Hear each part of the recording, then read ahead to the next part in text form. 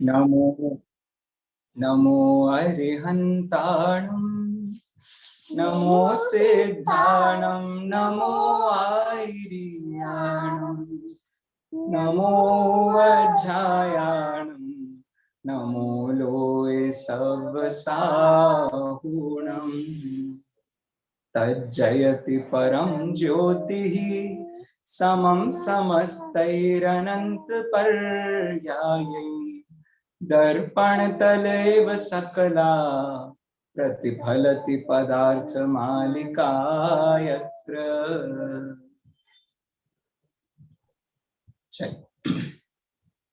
पिछली कक्षा में हमने सत्यानुव्रत के संबंध में थोड़ी सी चर्चा की थी। आज हम आचौर्यानुव्रत के संबंध में चर्चा करने वाले हैं।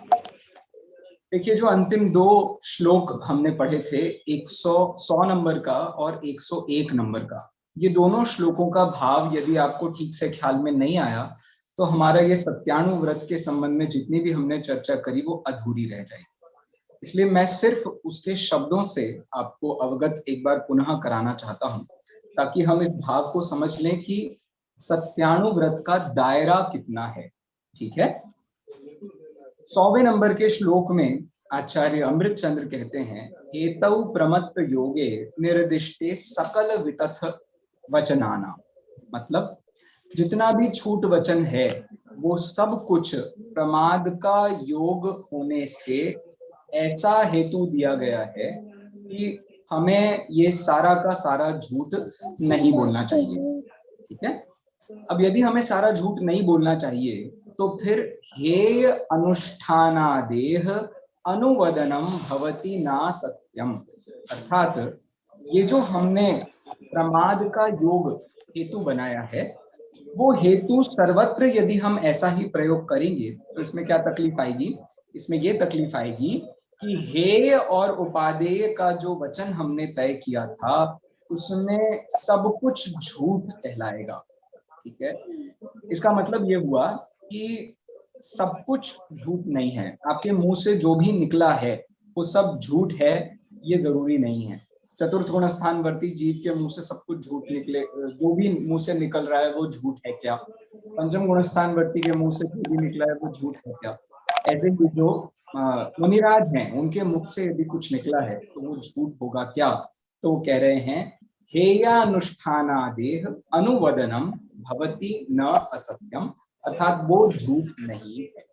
ठीक है। तो सब कुछ जो भी मुंह से कहा जा रहा है प्रमाद का योग होने से वो झूठ होगा क्या? तो नहीं, उसको हम सर्वथा झूठ नहीं कहेंगे। कुछ बातें बिना झूठ के भी कही जाती हैं, उन बातों को समझने के लिए ही तो यहाँ सप्तभंग, सबसे आप सप्तभंग लगाएंगे तो बात बन जाएगी। इस प्रकरण की एक और बहुत बड़ी खासियत ये थी कि इसमें सप्तभंगियों का प्रयोग किया गया था।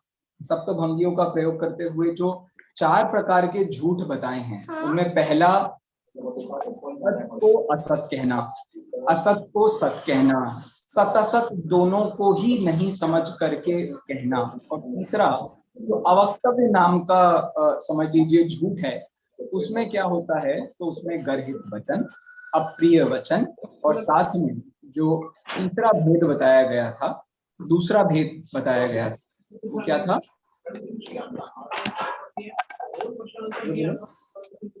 अवध्य का जिसमें त्याग किया जाता है। इस प्रकार से हमने सत्यानुव्रत के संबंध में बहुत अच्छी चर्चा पहले कर ली है। अब हम चलते हैं सीधे आचौर्यानुव्रत के पास। मैं आपको स्क्रीन शेयर करता हूं, हम इस विषय को अच्छे से समझ सकेंगे।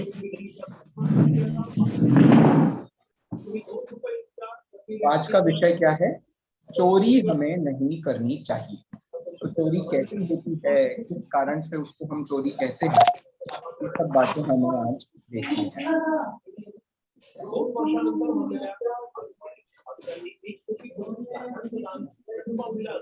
सर्वप्रथम मैं ये बात कहना चाह रहा हूँ कि ये जो पीपीटी हम बना रहे हैं और इसमें जो भी फोटोज, गाथाओं के फोटोज आपको मिल रहे हैं, ये सब कहाँ से लिए गए हैं? तो आप सबसे नीचे यदि ध्यान से देखेंगे पीपीटी में तो आपको मिल जाएगा इसका सोर्स। कि जैन गिटहब नाम से एक बहुत बढ़िया जैन डेटाबेस है, वहां पर उन्होंने इसके संबंध में कार्य किया है और उसी के आधार पर हमारी ये सारी चर्चाएं विगत दिनों से हम इन श्लोकों के माध्यम से कर रहे हैं। मैं यहाँ से श्लोक का वाचन करता हूँ। 102 नंबर का श्लोक है। जो भी पढ़ना चाहता है वो अपने आप को अनम्यूट कर ले या हैंड रेज कर दे। ऋतु दीदी पढ़ना चाहती है, बहुत बढ़िया। चलो। अवितीर्णस्य ग्रहणं परिग्रहस्य प्रमत्तयोगाद्य तत्प्रत्ययं स्तेयं सैव च हिंसावधस्य हेतुत्वात्। पढ़िए दीदी। अवितीर्णस्य ग्रह, मेरे वैसे वाली राग नहीं आती है। अवितीर्णस्य ग्रहणं परिग्रहस्य प्रमत्तयोगाद्य तत्प्रत्ययं सत्येयं सैव, अच्छा स्तेयं, सॉरी, हाँ,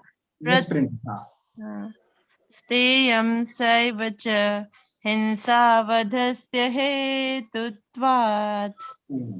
एक्चुअली राग नहीं आती। कोई दिक्कत नहीं है। ये वो नमोकार मंत्र वाली राग है, जिसको अपन ये आर्या छंद है। आर्या छंद का मुझे याद नहीं है, भैया ने आपको लक्षण बताया है कि नहीं बताया है, सुलभ भैया ने। देखिए, इसमें पढ़ने का जो स्टाइल होता है उसमें मात्राओं के हिसाब से बात होती है।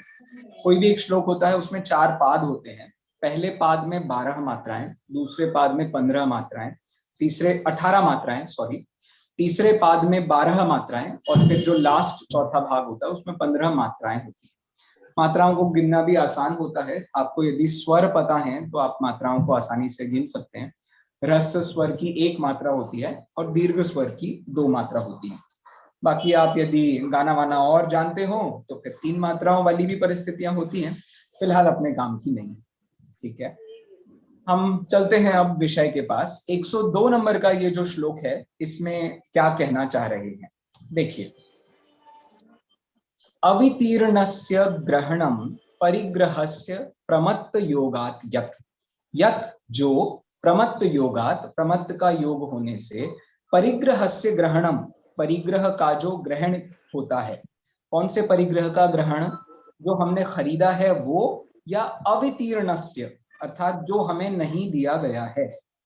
तो यहाँ उसकी बात चल रही है, जो हमने खरीदा है उसकी बात नहीं चल रही है। यहाँ उसकी बात चल रही है जो हमें किसी ने नहीं दिया है या हमने जो खरीदा नहीं है, ठीक है। इसको अवितीर्ण कहते हैं। वितीर्ण मतलब दिया हुआ और अवितीर्ण मतलब नहीं दिया हुआ। तत्प्रत्ययम स्तेयम, उस सब को क्या कहते हैं? तो उस सब को स्तेय कहते हैं, उस सब को चोरी कहते हैं। स एव च हिंसा, वह ही हिंसा है, वधस्य हेतुत्वात्, वध का हेतु होने से, वध का हेतु होने से। अब इस पूरे श्लोक में से आपको 2 बातें समझ में नहीं आई होंगी। अब मुझे कोई ये बता सकता है कि वो 2 बातें कौन सी हैं जो आपको नहीं समझ में आई हो सकती हैं, जिसका विस्तार आगे अमृतचंद्राचार्य देव करने वाले। बता सकता है कोई? तो अवितीर्ण हिंसा दोनों आ रहा ना इसमें। अभी एक अवितीर्ण वर्ड नया है और एक प्रत्यय। नहीं, इसमें 2 बातें ऋतु दीदी ये हैं। पहली बात तो ये है, चोरी, हिंसा पहले इतना लंबा बताया है, 42 से लेकर के 90 तक के श्लोक में, इतने सारे श्लोकों में हिंसा का वर्णन कराए हैं। अब वो यहाँ भी यही कह रहे हैं कि चोरी भी हिंसा ही है। चोरी हिंसा कैसे हो सकती? तो श्लोक नंबर 104 और श्लोक नंबर 105 में वो इसका जवाब देने वाले हैं कि चोरी हिंसा कैसे है, ठीक है। और वधस्य हेतुत्वात्, वधस्य हेतुत्वात् का मतलब कि वो वध का हेतु है। भैया चोरी करी है, किसी का कत्ल थोड़ी किया है, किसी को मारा थोड़ी है। तो अब वो 103 नंबर के श्लोक में ये बताने वाले हैं कि चोरी करने से हम किसी की हत्या कैसे करते हैं। ठीक है, तो बिफोर आचार्य से हम सुने, कोई ये बताना चाहता है कि ये वध का हेतु कैसे है, चोरी करना किसी के वध का हेतु कैसे है? कोई बता सकता है? जिसकी आज मतलब जिसकी चोरी होती है, जिसकी चोरी होती है उसके परिणामों को दुख पहुंचता है, तो दुख पहुंचाना भी हिंसा ही है। Very good. किसने बोला ये? एक सेकंड, मैं नाम जानना चाहता हूँ। वर्षा दीदी ने बोला क्या? नहीं, सरोज जैन। सरोज जी, क्या बात है सरोज जी, बिल्कुल आपने वो अप्रादुर्भावः खलु वाली बात को ध्यान में रखते हुए बहुत ही बढ़िया व्याख्या करी है। बिल्कुल इससे मिलती जुलती व्याख्या आचार्य अमृतचंद्र देव करने वाले हैं। तो मैं सरोज जी से ही निवेदन करता हूँ कि श्लोक को मेरे बाद मैं पढ़ लूं, उसके बाद में आप पढ़ना, ठीक है? चलिए। अर्थानामयेते प्राणायेते बहिश्चराः पुंसां हरति स तस्य प्राणान् यो यस्य जनो हरत्यर्थान्। पढ़िए। अर्थानामयते एते बहिश्चरः पुंसां हरति स तस्य प्राणां यो यस्य जनो हरत्यर्थान्। क्या बात है, क्या बात है, बहुत अच्छा, बहुत अच्छा। अब देखिए, श्लोक को थोड़ी सी गंभीरता से समझना पड़ेगा, लेकिन मजेदार बात कही है। भैया 10 प्राणों के नाम यदि किसी ने सुने हो तो जरा जल्दी से मुझे 10 प्राणों के नाम बताना। 3 बल, 4 आयु, 3 बल, 5 इंद्रिय, आयु, श्वास प्रश्वास और 5 इंद्रिय। क्या बात है, 5 बहुत इंद्रिय, बढ़िया, आयु, बहुत बढ़िया। अब ये जो 10 प्राण होते हैं उनके इनको अंतरंग प्राण कहते हैं। भैया आयु कर्म हमको दिखता नहीं है, श्वासोच्छ्वास भी हमको पता नहीं चलता है कि कितनी चल रही है, कैसे चल रही है, कितना ही लॉजिक लगा लें हम, वो एक्चुअल श्वासोच्छ्वास तक हम नहीं पहुंच पाते हैं। इंद्रियों की भी जो इंटरनल वर्किंग होती है वो भी हमको नहीं पता चलती है, या समझ लीजिए उसकी वर्किंग भी बिल्कुल अलग किस्म की होती है। और साथ में बल भी, हमको इंटरनल जो उनका कार्य होता है खुद पता नहीं चलता है। लेकिन जिनका कार्य हमें पता चल रहा होता है उन्हें कहते हैं बहिश्चराः प्राणाः, मतलब बाहर के प्राण। तो कौन है बाहर के प्राण? तो अर्थानामय एते, मतलब ये जो अर्थ नाम वाली वस्तुएं हैं, अर्थात जिनको हम पदार्थ कहते हैं, जिन सबको हम अपना पदार्थ कहते हैं, तो वे ही बहिश्चराः प्राणाः पुंसां भवति, वे सब लोगों के बाह्य प्राण हैं। ये व्याख्या आपको प्राणों की और कहीं पढ़ने को नहीं मिलने वाली है। तो बताओ हमारे टोटल प्राण कितने हो गए? 10, 11, 10, 11। हाँ चलो, 11 तो 10 प्राण, में एक तो जोड़ दिया 11वां तो प्राण। 11 बन गए। अब ये जो अर्थ है इसको कहते हैं परिग्रह। और परिग्रह कितने होते हैं? 24, 14। तो 10 24 बाह्य, 14 अंतरंग। 10, तो ये हो गए 34 प्राण। हम सब कितने प्राणों से जीते हैं? तो 34 प्राणों से जीते हैं। भैया किसी के पास कुछ कम भी हो सकता है, किसी के पास कुछ ज्यादा भी हो सकते हैं। ज्यादा मतलब इससे ज्यादा तो नहीं होंगे, लेकिन गिनती में ज्यादा हो सकते हैं। अब जैसे बाह्य परिग्रहों में नौकर चाकर भी होते हैं, तो हो सकता है किसी के घर में ना हो सकता है किसी के घर में 2, 4, 5 हो, तो वो हिसाब किताब सब भैया अपना अपना लगा लेना। लेकिन आश्चर्य की बात है वो इनको भी प्राण कह रहे हैं। अच्छा, यहाँ जो बहिश्चरा प्राणः कहा गया है वो द्रव्य, वो मतलब 10 प्राणों में जो बहिरंग, 10 प्राण नहीं 24 परिग्रहों में जो बहिरंग परिग्रह हैं और जो अंतरंग परिग्रह हैं, उनमें से किसकी बात चल रही है यहाँ पर? बहिरंग बहिरंग परिग्रह की। बहिरंग परिग्रह की बात चल रही है। और उन बहिरंग परिग्रहों को जो हरण करता है, हरति स तस्य प्राणान, वह उसके प्राणों का ही हरण कर रहा है, क्योंकि उसके अर्थों में ही उसके प्राण हैं। अर्थात उस व्यक्ति के प्राण उन वस्तुओं में ही हैं, इसीलिए हमने उसके प्राणों का ही हरण किया है।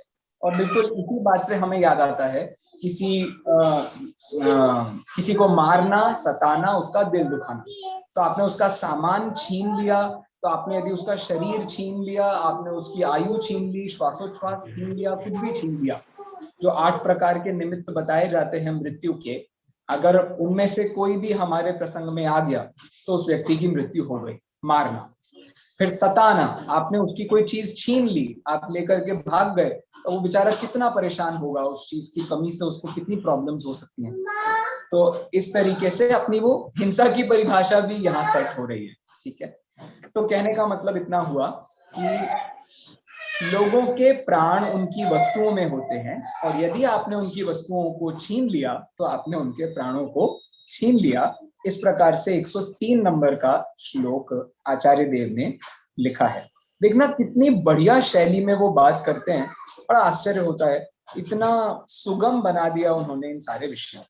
ठीक है, चलिए अब आपको बताना है वो जो अपन ने 102 नंबर का श्लोक पढ़ा था, उसमें एक और कौन सी बात रह गई है जिसकी चर्चा अपन को अब करना है।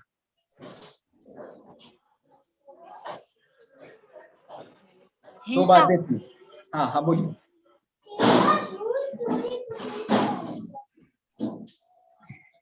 चोरी की चोरी।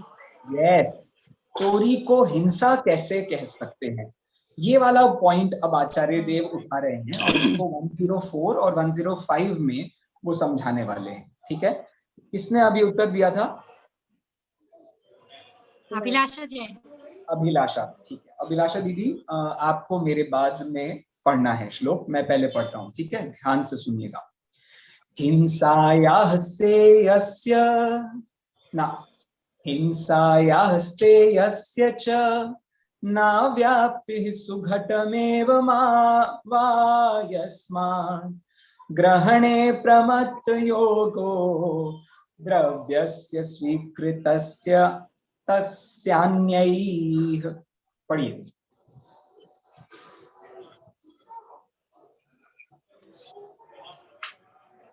हिंसायास्तेयस्य च न व्याप्ति सुघटमेव वा यस्मात् ग्रहणे प्रमत्त द्रव्यस्य स्वीकृतस्य तस्यान्ययः। बहुत बढ़िया, चलिए। द्रव्यस्य स्वीकृतस्यान्ययः। ठीक है, चलो देखो क्या कह रहे हैं, ये भी सरल है, बहुत बढ़िया पॉइंट है। हिंसायाः स्तेयस्य च, मतलब हिंसा का और चोरी का क्या होता है भैया? न अव्याप्ति ही। आप सबने सुना होगा, कोई भी लक्षण होता है, उस आपने पढ़ा ही होगा मेरे ख्याल से, लक्षण और लक्षणाभास नाम का पाठ। बताइए 3 प्रकार के लक्षणाभास कौन कौन से होते हैं? व्याप्ति, अव्याप्ति और अतिव्याप्ति। लवली लवली, बहुत बढ़िया बहुत बढ़िया। अव्याप्ति, जहां लक्ष्य के एक देश में लक्षण पाया जाता है उसे अव्याप्ति कहते हैं। दूसरा है अतिव्याप्ति, जहां लक्ष्य से ज्यादा अलक्ष्य में भी लक्षण पाया जाता है उसे अतिव्याप्ति कहते हैं। और असंभव, इसका मतलब होता है लक्ष्य और लक्षण बिल्कुल भी व्याप्त नहीं हो रहे हैं, उसको असंभव कहते हैं, है ना। तो अब यहाँ पे अव्याप्ति समझा रहे हैं, वो ये कह रहे हैं कि हिंसा और स्तेय में अव्याप्ति नहीं है। सुघटमेव वा यस्मात्, वो बहुत अच्छे से घटित होते हैं, उनमें कोई भी डिस्टरबेंस नहीं होता है, वो 100% घट जाते हैं। भैया कैसे घट जाते हैं, अव्याप्ति क्यों नहीं है? ग्रहणे प्रमत्त योगः, अर्थात जो प्रमाद का योग है वो हिंसा में भी पाया जाता है और स्तेय में भी पाया जाता है। इसीलिए जो भी हम द्रव्यस्य ग्रहणे, द्रव्य के ग्रहण में जो प्रमाद का योग है वह स्वीकृत हो जाता है। इस प्रकार से वो ये लॉजिक दे रहे हैं कि दूसरों के द्वारा जो स्वीकृत पदार्थ है, उन स्वीकृत पदार्थों को भी यदि हम ग्रहण कर रहे हैं तो उसमें प्रमाद का योग शामिल है। और प्रमाद का योग है तो जहां जहां प्रमाद का योग है वहां वहां हिंसा है, और वहां वहां झूठ है, सॉरी वहां वहां चोरी है। इसीलिए अव्याप्ति भी घटित नहीं होती है। भैया ये पॉइंट सबको क्लियर हो गया? चलिए, वेरी गुड, थैंक यू। अच्छा, अब हमने यदि अव्याप्ति घटित कर लिया है तो बताओ अगले श्लोक में हम क्या पढ़ेंगे? अतिव्याप्ति अतिव्याप्ति। बहुत बढ़िया। रेणु जी से मैं निवेदन करता हूँ कि मैं श्लोक पढ़ता हूँ, मेरे बाद आपको दोहराना है, ठीक है रेणु जी? जी जी भैया जी। नातिव्याप्तिश्च तयोः प्रमत्तयोगैक कारण विरोधात् अपि कर्मानुग्रहणे निरागाणाम विद्यमानत्वात्। जी भैया जी। नातिव्याप्तिश्चितयोः प्रमत्त योगिक कारण विरोधात् अपि कर्मयानुग्रहणे निरागाणाम विद्यमानत्वात्। क्या बात है, क्या बात है रेणु जी, बहुत सुंदर। एक दो जगह बस कुछ गड़बड़ हुआ, वरना आपने बहुत अच्छा पढ़ा है, बहुत अच्छी बात है। धन्यवाद धन्यवाद भैया जी। बहुत अच्छी बात है, बहुत अच्छी बात है। देखिए, मैं आज ये सोच रहा था कि आप सबसे पूछूंगा आप लोग कैसे हैं, सब कैसा चल रहा है। मेरा बड़ा मन था कि मैं इसके संबंध में आपसे बात करूं, लेकिन फिर मेरा विचार आया कि भैया सब कुशल ही होते हैं। क्यों? क्योंकि हम सब द्रव्य हैं और सारे के सारे द्रव्य अनादि निधन होते हैं, तो इसीलिए कुशल अकुशल कुछ होता ही नहीं है, सब कुछ कुशल ही होता है। तो इसीलिए आप सब भी कुशल ही होंगे, ये मान करके मैंने कक्षा के समय को बचाने की दृष्टि से बात को वहीं छोड़ दिया था। ठीक है, चलिए, लेकिन और अधिक नहीं भटकाता हूं मैं आपको। अतिव्याप्ति पर बात करते हैं हम कि कैसे इसमें अतिव्याप्ति भी नहीं है। ठीक है, तयोहो, तयोहो अर्थात उनमें, उनमें मतलब किन में, जिनकी बात हम पीछे कराए हैं। किन की बात पीछे कराए हैं? हिंसा और चोरी की। ठीक है, हिंसा और चोरी का न अतिव्याप्ति, उनमें अतिव्याप्ति भी नहीं है। अच्छा बताओ क्यों नहीं है? प्रमत्त योग एक कारण विरोधात, प्रमत्त योग एक कारण का विरोध होने से। अरे ऊपर तो अविरोध कहा था कि दोनों में प्रमत्त योग पाया जाता है, यहां कह रहे हैं कि प्रमत्त योग एक कारण का विरोध होने से। अरे ये बात नहीं समझ में आई तो आप नीचे की लाइन पढ़ोगे तो बात समझ में आ जाएगी। वो क्या कह रहे हैं?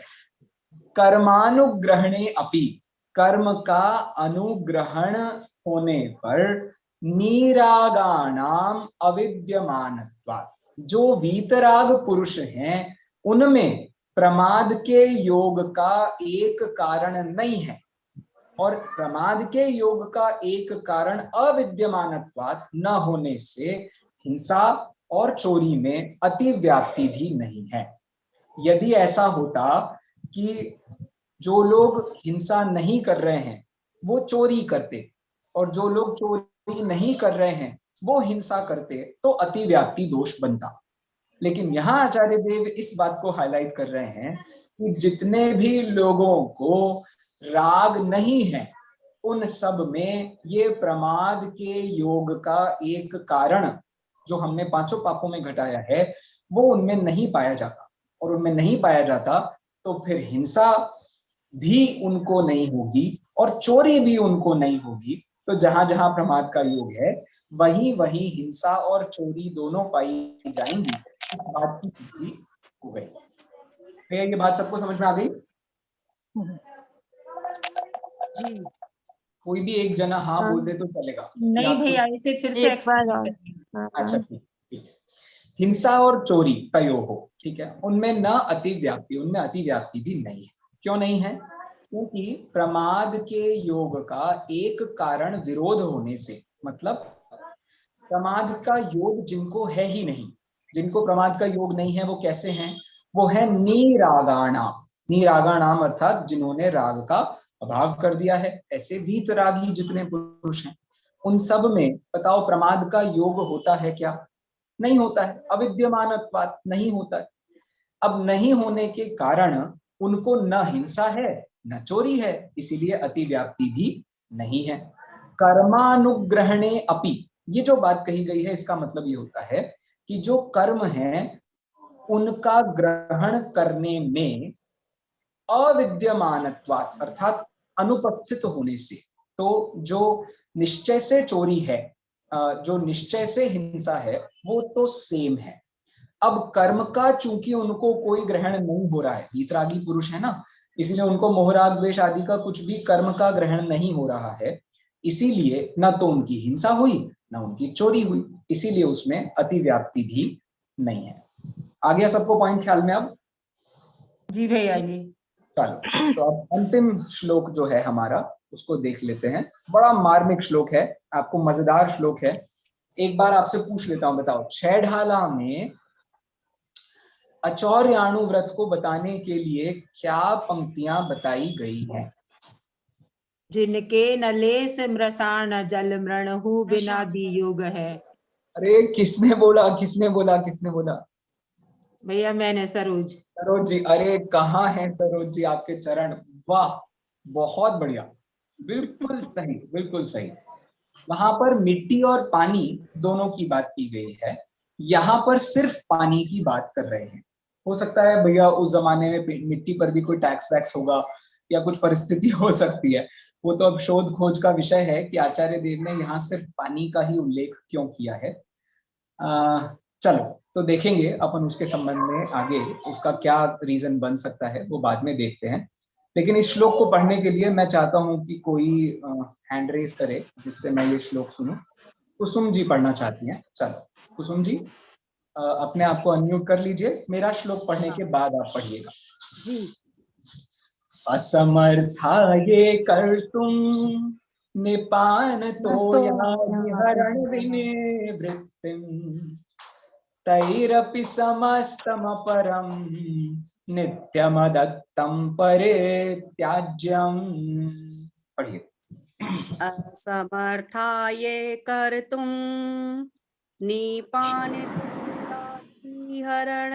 विनिवृत्तिं तैरपि समस्तमपरं नित्यमदत्तं परित्याज्यम्।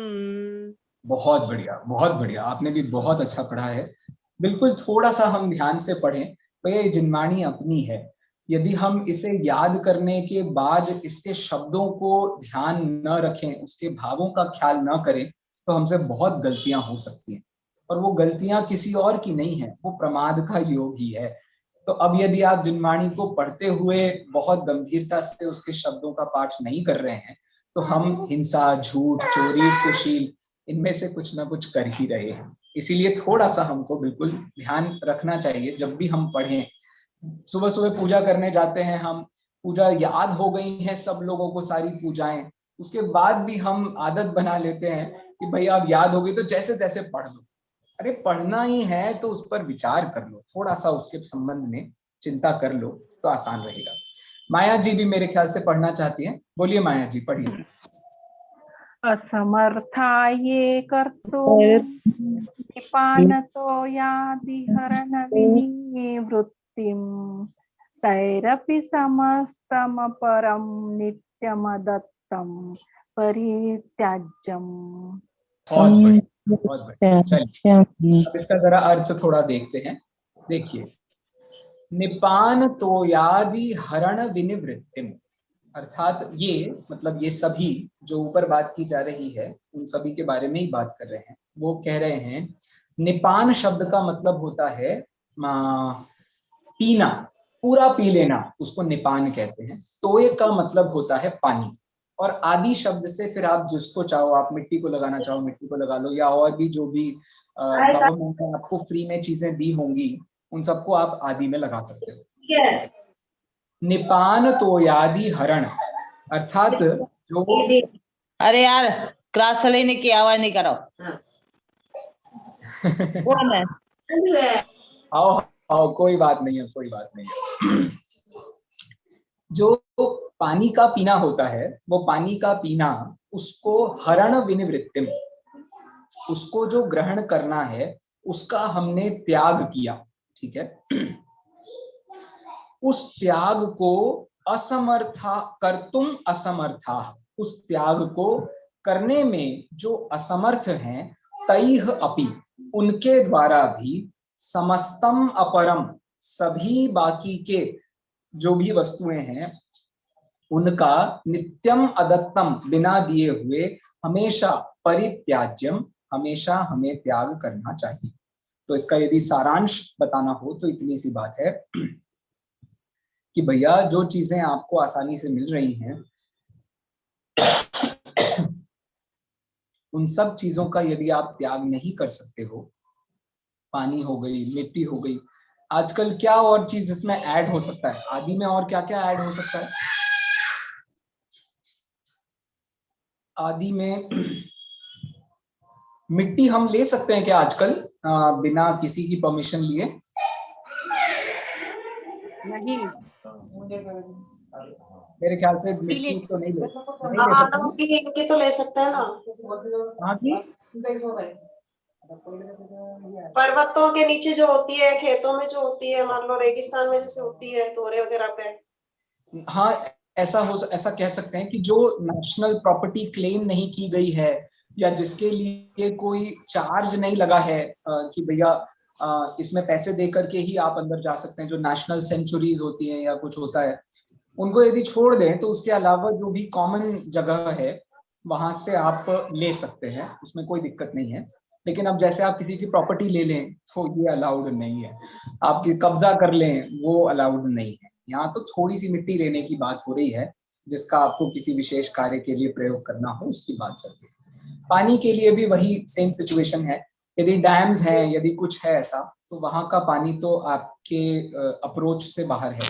लेकिन जो साधारण बावड़ियां हैं, साधारण चीजें बनी हुई हैं, नदियां हैं, जहां पर कोई ऐसा क्लेम नहीं है, वहां से आप पानी वगैरह ले सकते हैं। कुछ लोग दूसरों के बिजली के तार से अपना कनेक्शन कर लेते हैं ना। नहीं बिजली तो मेरे ख्याल से कोई भी बिजली फ्री नहीं है, तो वो तो समझ लीजिए अदत्तम नित्यम परित्यज्यम, बिना दिए हुए हमेशा आपको उसका त्याग ही करना चाहिए, उसको बिल्कुल आपको टच नहीं करना चाहिए। अब लेकिन अब समझ लीजिए दीदी, बहुत सारे खेल हैं, सामाजिक परिस्थितियां हैं, राजनीतिक दबाव हैं, गरीबी है, विचारधाराएं हैं, ऐसी हजारों लाखों चीजें हैं जिनको आप यदि गंभीरता से देखो तो एक जिसको अपन सोशल साइकोलॉजी कहते हैं, उसका अपना एक सेगमेंट अलग किस्म का होता है। लेकिन फिर भी ये सोच अच्छी नहीं है कि हम चीजों को फ्री में इस्तेमाल करें।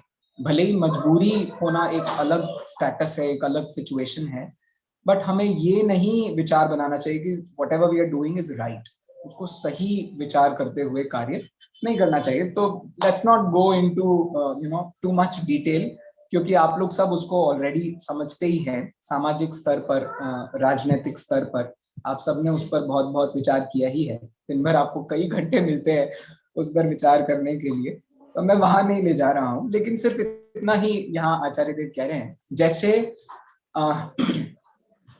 सत्यानुव्रत के बिल्कुल अंतिम श्लोक नंबर 101 में आचार्य ने ये कहा था कि हमें जो भी भोग उपभोग की वस्तुएं हमारे काम में आती हैं उनका हम प्रयोग कर लें, लेकिन उसके अलावा जितनी वस्तुएं हैं उन सबका हमें हमेशा के लिए त्याग कर देना चाहिए। ऐसा ही यहाँ कह रहे हैं, जितनी चीजों को हमें अपनी आवश्यकता के अनुसार ग्रहण करना होता है और हम उनका त्याग करने में असमर्थ हैं, उनके अलावा की सारी चीजों का तो कम से कम हमें त्याग करना चाहिए। तो अब वो अणुव्रति को गुणव्रति भी बना रहे हैं और शिक्षाव्रति भी बना रहे हैं, मतलब वो देशव्रति भी बना रहे हैं और दिग्व्रति भी बना रहे हैं।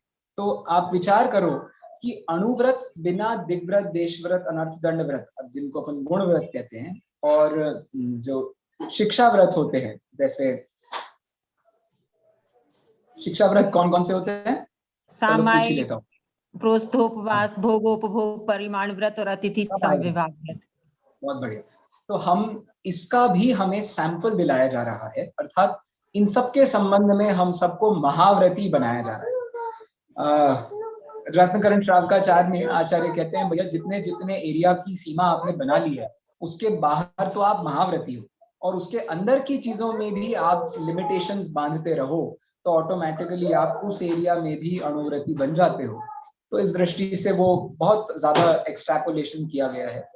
और यही कारण है कि जो पंचम गुण स्थान है, उस पंचम गुण स्थान को क्षयोपशमिक भाव माना जाता है। अब पंचम गुण स्थान में कोई औपशमिक सम्यक दृष्टि जीव हो, फिर भी उस गुणस्थान को क्षयोपशमिक कहा जाता है। कोई व्यक्ति क्षायिक सम्यक दृष्टि हो फिर भी उस गुणस्थान को क्षायोपशमिक ही कहा जाता है। उसका कारण यही है कि इसका जो मुख्य भाव है यहाँ पर प्रत्याख्याना वर्ण जो कि सर्वघाती प्रकृति है उसका उदय आ रहा है, फिर भी यहाँ क्षायोपशमिक भाव कहा जा रहा है। तो ये वो बहुत गंभीर विचार है कि यहाँ पर संज्वलन का जो उदय पाया जाता है उसके कारण से हम उसको यहाँ पर क्षायोपशमिक भाव कह देते हैं, न कि प्रत्याख्याना वर्ण के उदय की अपेक्षा। क्योंकि अणुव्रतों में भी हमने जो प्रत्याख्यान किया है वो हमारे परिणामों को मेंटेन रखने में काम करता है, न कि जो हम खा रहे हैं। जितना हम खा पी रहे हैं, जितनी हम प्रवृत्ति कर रहे हैं, वो सब तो दोषपूर्ण है, वो सबके कारण तो पाप हो रहा है, उस सबके कारण तो हमारी उस गुणस्थान की व्यवस्था नहीं बन रही है, उसके गुणस्थान की उल्टी व्यवस्था बन रही है। हम वहां तो अविरति हैं, मतलब खाए जा रहे हैं, वो तो एक परिस्थिति अलग है। लेकिन जितना हमने त्याग कर दिया है वो सब चूंकि संज्वलन के खाते में चला जाने के कारण वहां पर उसको उस संबंध में याद किया जाता है। ऐसा ये जो विषय मैं आपको बता रहा हूँ वो आपको राजवार्तिक ग्रंथ में, श्लोक वार्तिक ग्रंथ में बिल्कुल ऐसा का ऐसा मिल जाएगा। तो वहां से भी इस पर विचार किया जा सकता है। हमारी कक्षा का समय पूरा होने को आ गया है। इस प्रकार हमने अचौर्याणुव्रत के संबंध में जो थोड़ी बहुत चर्चा थी वो की है। यदि आपको इसके संबंध में कोई चर्चा हो, कुछ प्रश्न हो, कुछ विचार हो तो रखिए, फिर हम इसको कक्षा को समाप्त करें।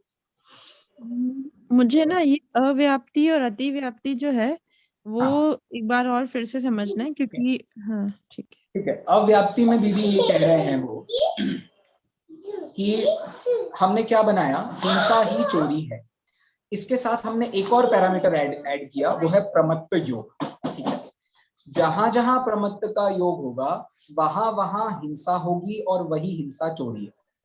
और जहां जहां प्रमत्त का योग नहीं होगा वहां वहां, बेटा शोर मत कीजिए, जहां जहां प्रमाद का योग नहीं होगा वहां वहां न हिंसा है और न चोरी है। तो इससे हमने ये अर्थ निकाला कि जहां हिंसा नहीं है वहां चोरी नहीं है, जहां हिंसा है वहां चोरी है। तो जहां हिंसा है वहां चोरी है, इसको तो उन्होंने अव्याप्ति के रेफरेंस में यूज किया।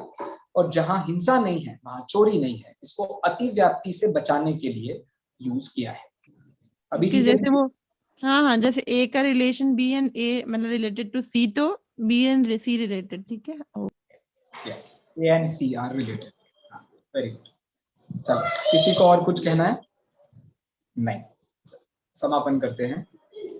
प्रध्वस्त घाति कर्माणः केवल ज्ञान भास्करा कुर्वन्तु जगतां शांतिं वृषभाद्या जिनेश्वरा। सभी को अष्टमी महापर्व की हार्दिक शुभकामनाएं। जय जिनेन्द्र। जय जिनेन्द्र। जय जिनेन्द्र। जय जिनेन्द्र। जय जिनेन्द्र। जय जिनेन्द्र भैया।